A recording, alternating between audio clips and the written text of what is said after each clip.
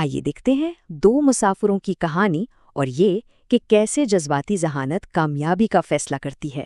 سوچیں، ایئرپورٹ پر 100 سے زیادہ مسافر اور اچانک فلائٹ کینسل۔ انہی میں سیم اور جان بھی تھے۔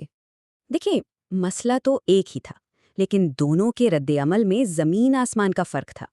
تو ہوا یہ کہ سیم کا غصہ اسے لے ڈوبا اور جان کا سکون اسے منزل تک لے گیا۔ تو آخر ان دو الگ الگ نتیجوں کے پیچھے کیا تھا؟ آئیے اس کو سمجھتے ہیں۔ اس کا جواب روایتی ذہانت یا رینک نہیں ہے، یہ کچھ اور ہی ہے۔ اسے کہتے ہیں جذباتی ذہانت یا ای کیو، مطلب دنیا میں چلنے کے لیے اسٹریٹ سمارٹس۔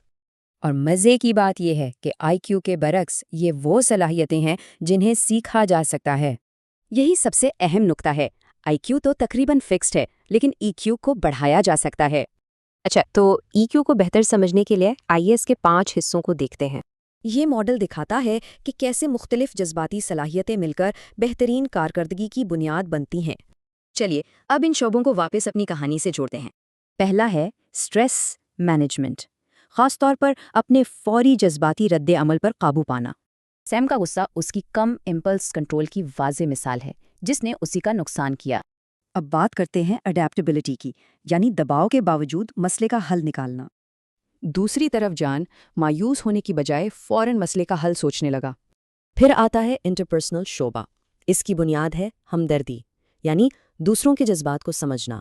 جان نے ہمدردی دکھا کر ایجنٹ کی مشکل کو سمجھا اور مخالف کو اپنا ساتھی بنا لیا۔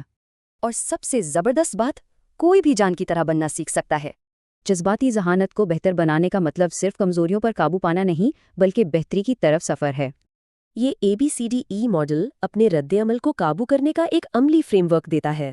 تو آئیے ایک آخری بار اپنے دونوں مسافروں کی طرف واپس چلتے ہیں۔ دیکھیں، جان کی کامیابی کوئی اتفاق نہیں تھی، یہ اس کی سیکھی ہوئی مہارتوں کا کمال تھا۔